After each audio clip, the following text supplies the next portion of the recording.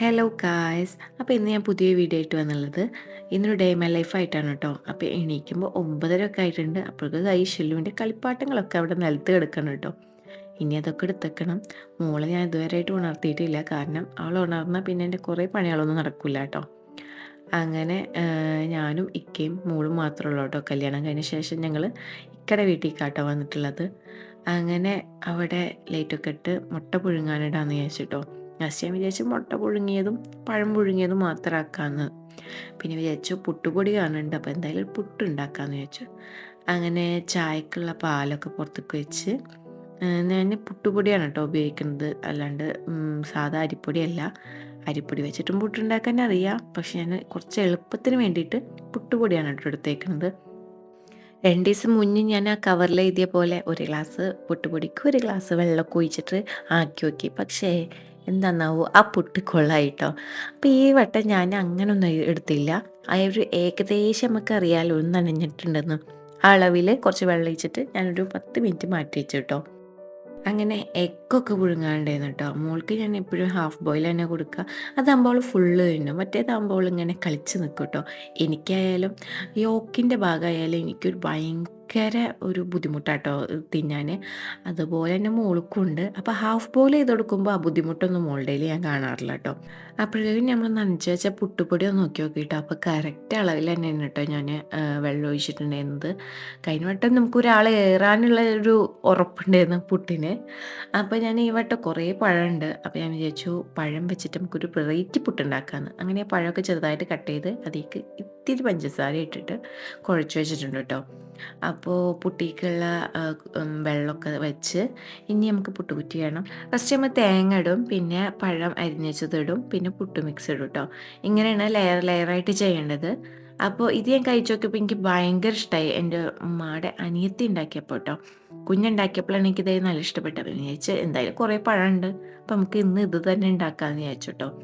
Video edit ചെയ്യുമ്പോൾ എൻ്റെ മാക്സിയുടെ വലുപ്പം ഞാൻ അറിഞ്ഞു കേട്ടോ. സത്യം പറഞ്ഞാൽ ഇത് എൻ്റെ ഉമ്മയുടെ മാക്സിയാണ്.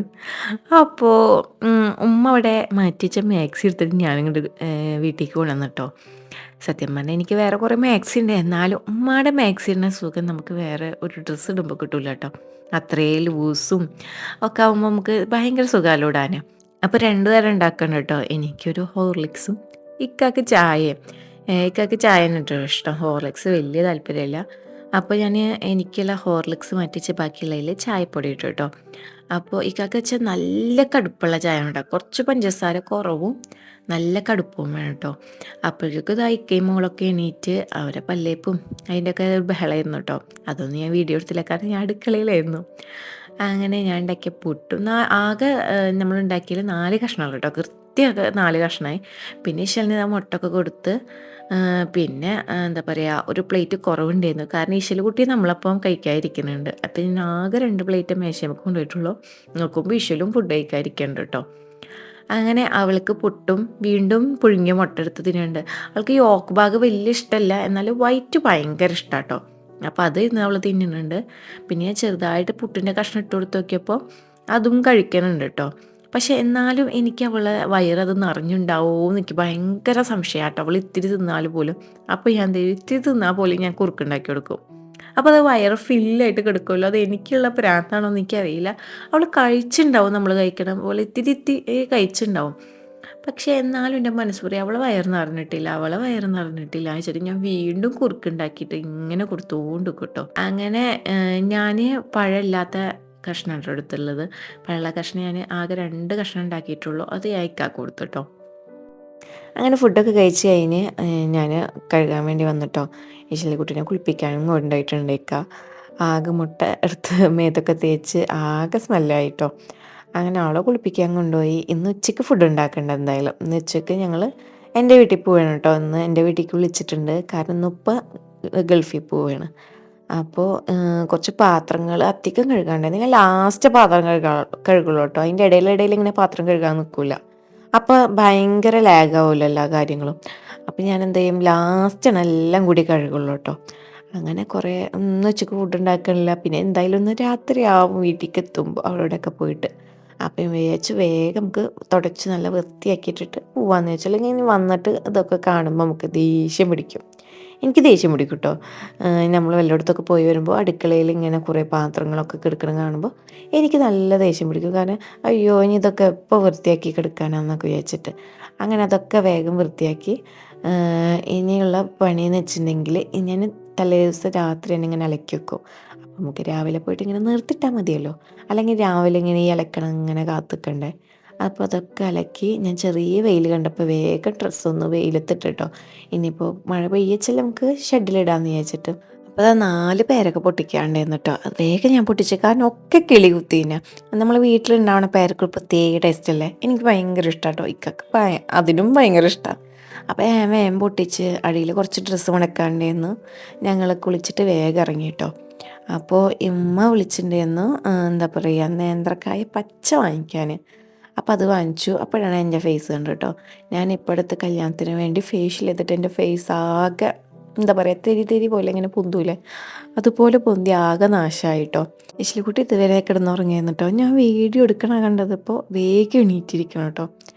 അങ്ങനെ ഞങ്ങൾ കുറച്ച് ചിപ്സും നേന്ത്രക്കായയും ഒക്കെ വാങ്ങിച്ചിട്ട് വീട്ടിൽ എത്തിയിട്ടോ. വീട്ടിലെത്തിക്കുമ്പോൾ നല്ല നെയ്ച്ചോറും ചിക്കൻ കറിയും ഒക്കെ ഉണ്ടാക്കിയിട്ടുണ്ട്. ബീഫ് മറ്റേ ഇടിയിറച്ചി ആ സംഭവം ഉണ്ട് കേട്ടോ. അങ്ങനെ കുഞ്ഞിപ്പ് വന്നിട്ടുണ്ട്. അങ്ങനെ ഉപ്പാനൊക്കെ യാത്രയാക്കി ഇനി നേരെ പോണത് ഞങ്ങളെ വീട്ടിലേക്ക് തന്നെയാണ് കേട്ടോ. ഫസ്റ്റ് വിചാരിച്ചു തൃശ്ശൂരൊക്കെ പോവാന്ന്, പക്ഷെ വേറൊരു പണിയുണ്ട്. അപ്പോൾ ഞങ്ങളെ വീട്ടിലാക്കിയിട്ട് അമിക്ക ബുള്ളറ്റും കൊണ്ടിട്ട് മറ്റേ ഇൻഷുറൻസ് എടുക്കാൻ വേണ്ടി പോവുകയാണ് കേട്ടോ. അപ്പോൾ ഞാൻ ആവശ്യം കുറേ നേരം അവിടെ നിന്ന് കളിച്ച് പെച്ചിലിക്കുട്ടിക്ക് കുറച്ച് വിശപ്പ് വന്നപ്പോൾ ഞാൻ മറ്റേ പഴം പുഴുങ്ങിയതും പിന്നെ ചോളം കൊടുത്തിട്ടോ. അവൾ ബുള്ളറ്റുമ്പോൾ കയറിയപ്പോൾ ഭയങ്കര ഹാപ്പി. അവൾ കുഞ്ഞായപ്പോൾ കയറിയുള്ളതാണ്, പിന്നെ ഇപ്പോഴാണ് കയറുന്നത്.